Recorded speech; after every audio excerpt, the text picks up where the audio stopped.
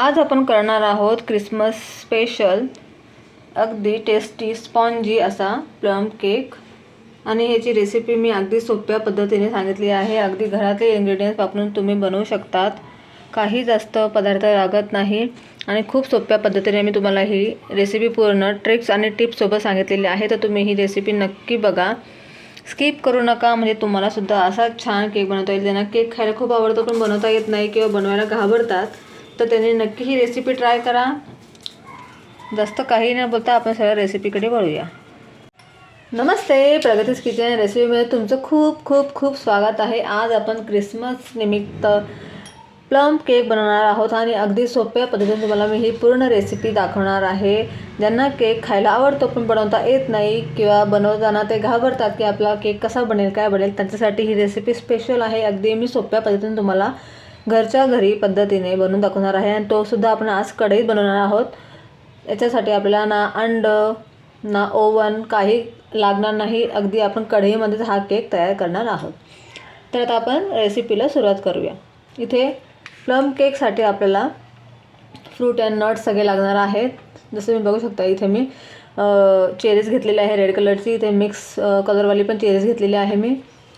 हे काजू बदाम असे थोडे मोठे मोठे कापले आहेत, म्हणजे आपण हे वरतून ना गार्निशिंग करायला लावणार आहोत। इथे बाकीचे मी थोडेसे बारीक असे काजू बदाम चॉप केले आहेत, काही काजू चॉप केलेले आहेत आणि किशमिश आहेत। तुम्ही याच्या बदले अजून तुम्हाला ॲड करायचं असेल थोडेसे कुठले पण नट्स वगैरे ते तुम्ही ॲड करू शकता तुमच्या आवडीप्रमाणे, किंवा याच्यात तुम्ही बाकीचे स्किपही करू शकता तुमच्या आवडीप्रमाणे। तुम्ही फक्त चेरीज वगैरे पण टाकू शकतात, टुटी फ्रुटीसुद्धा टाकू शकतात, ते पण चालेल। तुमच्या टेस्ट अकॉर्डिंग तुम्ही ॲड करू शकतात। पण हा प्लम केक आहे त्याच्यामुळे याच्यामध्ये भरपूर भरभरून काजू बदाम फ्रूट नट्स सगळे असतात, त्याच्यामुळे तुम्ही नक्की टाका असं मी तुम्हाला सांगेल, ठीक आहे। आता आपण एवढं सगळं काढून घ्यायचं पहिले। सगळ्यात पहिले आपण काय करायचं आहे, एक बाउल घ्यायचा आहे। एका बाउलमध्ये आपण घेणार आहोत 1/4 कप ऑरेंज ज्यूस। तर प्लम केक करताना ऑरेंज ज्यूस लागेलच आणि त्याच्यामध्ये काय आपल्याला सगळे जे हे इन्ग्रेडियंट्स आहेत सगळे आपल्याला फ्रूट नट्स याच्यामध्ये आपल्याला सोक करून ठेवायचे आहेत। तर ही प्रोसेस फार महत्त्वाची आहे। याच्यामध्ये मी आता काजू बदाम चॉप केलेले आहेत बारीक बारीक, ते काही मनुके किशमिश काही चेरीज थोडंसं राहू दिलं मी अजून वरतून गार्निशिंग करायला, याच्यातली पण थोडीशी वरतून गार्निशिंग करायला राहू दिली आणि बाकीचे हे गार्निशिंग करता एवढे मी राहू देणार आहे।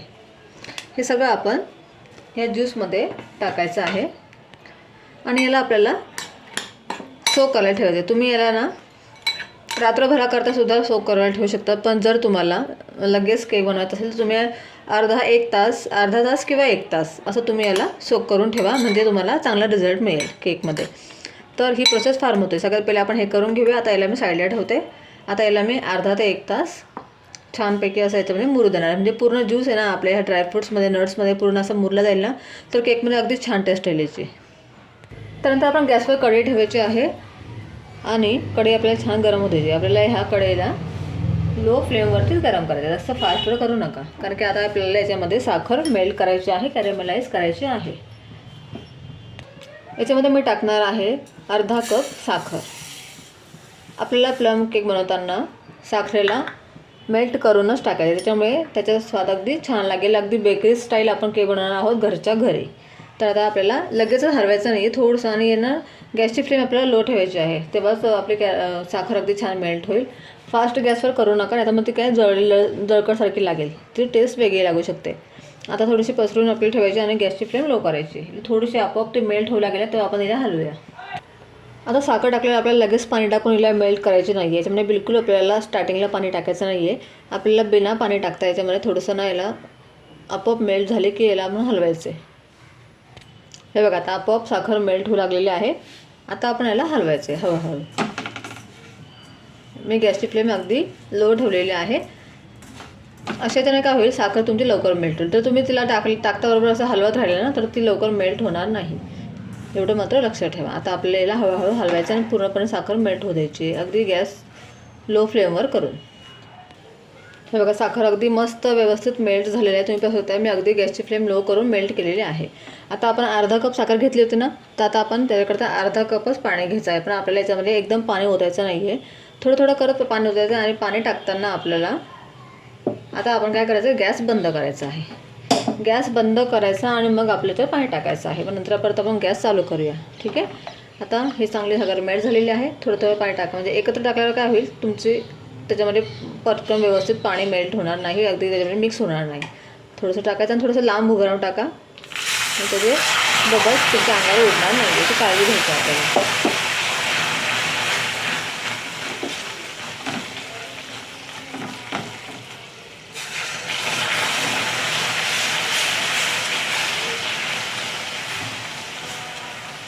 अशा प्रकारे हळूहळू करून पाणी टाका. एकदम टाकलं ना तर मग काय त्याचा गोळा जमा होऊन जाईल साखरेच्या पाकाचा आणि मग तुम्हाला ते नंतर मिक्स करताना जड जाईल. आता मी बाकीचं हे पाणी पण टाकून देईल, हळूहळू मिक्स करेल मी याला.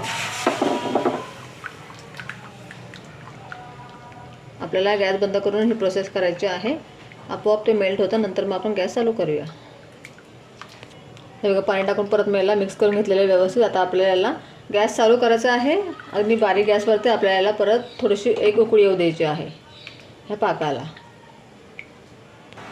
हे बघा, एक उकळी आलेली आहे. आता आपण गॅस बंद करून द्यायचा आहे आणि याला पूर्णपणे थंड होऊ देऊया आपण. आता आपण केक टीन रेडी करणार आहोत. तर मी केक टीन न घेता मी घरातलाच हा कुकरचं भांडं घेतलेलं आहे. तुमच्याकडे पण सगळ्यांकडे असतात उपलब्ध, तर तुम्ही अशा प्रकारे घरचे घरी साहित्य वापरून केक बनवू शकतात. तर आता मी याला तेलाने ग्रीस करेल. तुमच्याकडे बटर पेपर असेल तुम्ही बटर पेपर टाकून सुद्धा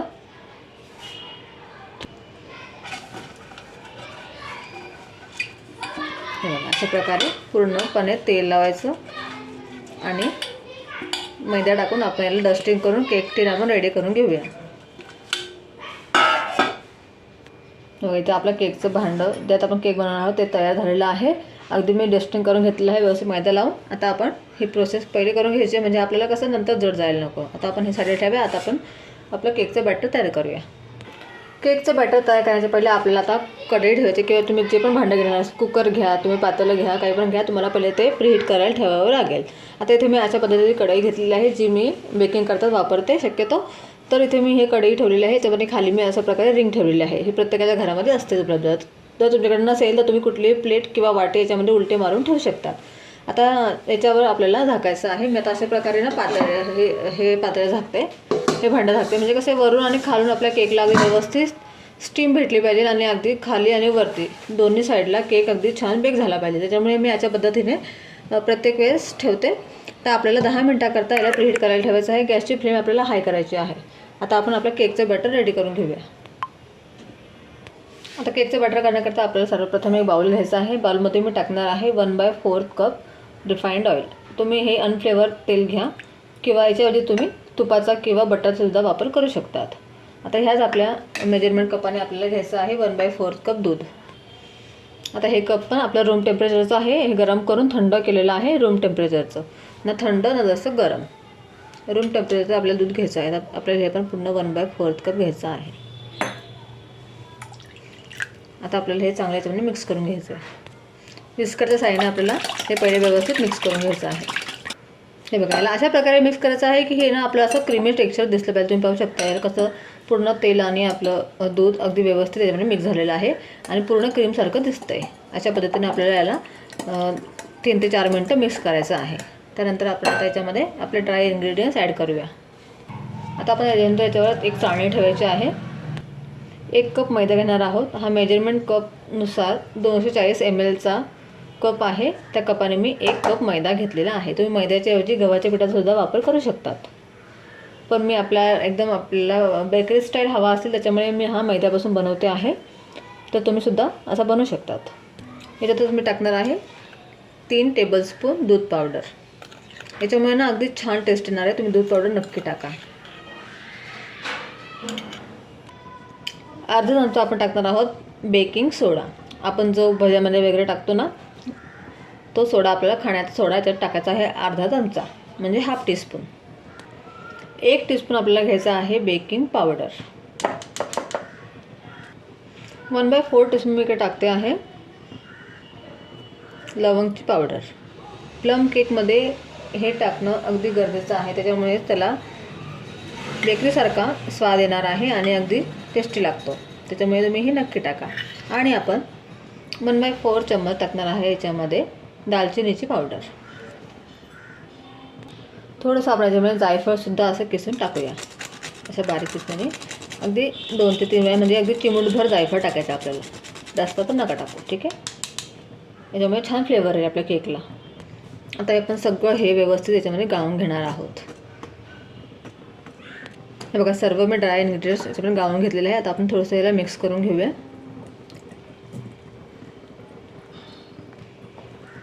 आता लगेच आपण याच्यामध्ये आपण जे कॅरेमेल सिरप जे केलं होतं ना, साखरेचं पाक, तो आपण याच्यामध्ये ॲड करायचा आहे. आता ॲड करताना आपल्याला थोडं थोडं करून ॲड करायचं, सगळं एकदम तुम्ही ॲड करू नका, कारण की आपल्याला हे केकचं बॅटर आहे ना, थोडंसं असं घट्ट असं पाहिजे, एकदम असं पातळ आपल्याला नको पाहिजे, त्याच्यामुळे आपला केक बरोबर होणार नाही.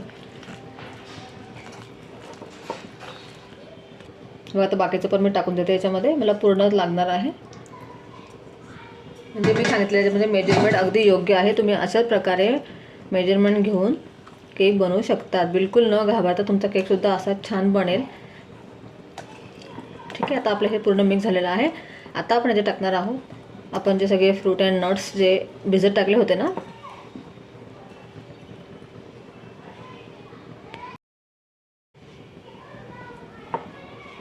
आता आपण लगेच याच्यामध्ये आपण जे फ्रूट अँड नट्स भिजले होते, किती मस्त भिजले गेले तुम्ही पाहू शकताय. अगदी मस्त छान फुललेलं आहे, पूर्ण ज्यूस त्याच्यामध्ये मोळून गेलेला आहे ऑरेंजचा, तुम्ही पाहू शकताय. आता आपण हे पूर्ण याच्यामध्ये मिक्स करणार आहोत. याच्यामुळे अगदी छान टेस्ट येणार आहे केकला. मी तुम्हाला खात्री देऊन सांगते की अगदी मस्त केक बनेल तुमचासुद्धा, तुम्ही नक्की ट्राय करा. आता आपण लगेचच, आता आपल्याला ही प्रोसेस पुढची ना अगदी फटाफट करायची आहे, कारण की आपण याच्यामध्ये ना ॲड केलेलं आहे सोडा, बेकिंग पावडर, त्यामुळे आपल्याला ही प्रोसेस करायची आहे. बघा, ऑरेंज ज्यूस टाकल्यामुळे अगदी छान ऑरेंज कलर आलेला आहे. ठीक आहे, आता आपल्याला पटापट प्रोसेस करून आपल्याला लगेच आपल्या केक टिनमध्ये आपलं बॅटर ट्रान्सफर करायचं आहे. कट अँड फोल्ड डायरेक्शनमध्ये आपल्याला पहिले व्यवस्थित मिक्स करून घ्यायचं आहे. हे अगदी मिक्स होणंसुद्धा गरजेचं. केक टिन आपला रेडी आहे. आपण लगेच आपल्या केक टिनमध्ये सगळं बॅटर ट्रान्सफर करूया.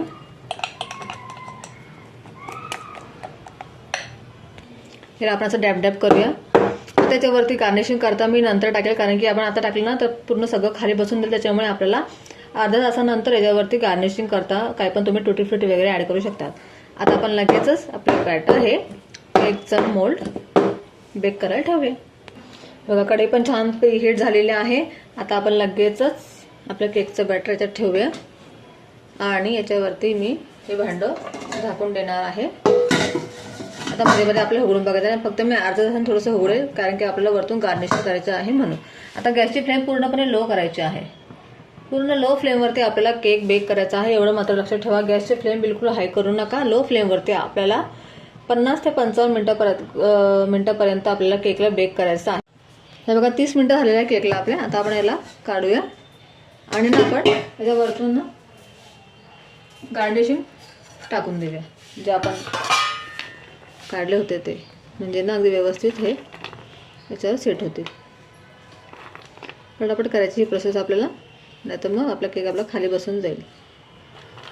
अशा प्रकारे मी टाकून घेते. परत आपण याला बेक करायला ठेवतो. हे बघा, पूर्ण 50 ते 55 मिनटं मी केक बेक केलेला आहे. आता आपला केक पूर्णपणे रेडी झालेला आहे. तुम्ही पाहू शकता किती मस्त दिसतो आहे, अगदी सुपर छान टेस्टी. हे बघा, आता आपण याला काढून घेऊया. आता आपल्याला लगेच त्याला डिमोल्ड करायचा नाही. आता आपल्याला पूर्णपणे थंड होऊ द्यायचा आहे, त्यानंतर मी तुम्हाला पूर्णपणे काढून दाखवणार आहे. आता मी याला पूर्णपणे थंड होऊ देईल, मग तुम्हाला दाखवते. तर आता आपला केक ना पूर्णपणे थंड झालेला आहे. तुम्ही बघू शकता किती मस्त टेक्स्चर आलेलं आहे आपल्या केकला. आता मी याला डिमोल्ड करते.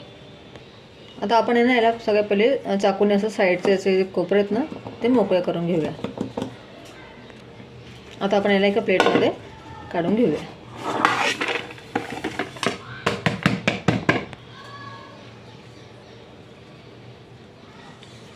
बाबा, अगदी मस्त निघालेला आहे. तुम्ही पाहू शकता किती मस्त निघालेला आहे तो. आता तुम्हाला मी याला सरळ करून दाखवते. हे बघा, अगदी मस्त आपला केक तयार झालेला आहे. तुम्ही पाहता किती अगदी मस्त याची हाईट आलेली आहे आणि आपला अगदी छान असा फ्लफी केक तयार झालेला आहे. तुम्हाला मी याला कटसुद्धा करून दाखवते. किती स्पॉन्जी बनलेला आहे तुम्ही पाहू शकता. हे बघा, मी दाबते ना त्याच्यावरून तुम्हाला कळतच असेल. आता तुम्हाला मी याला कट करूनसुद्धा दाखवते आणि अगदी तुम्हाला मी सोप्या पद्धतीने बनवून दाखवलेला आहे. तुम्ही पाहू शकताय किती मस्त याची हाईटसुद्धा आलेली आहे. तुम्ही केक टिन घेताना थोडा हाईटवाला घ्या, म्हणजे ना अगदी तो छान अगदी हायटेड होईल आणि दिसायला पण छान दिसेल आणि अगदी सॉफ्ट बनेल. किती छान याला टेक्स्चर आलेलं आहे, तुम्ही पाहू शकताय. आता आपण याला कट करूया.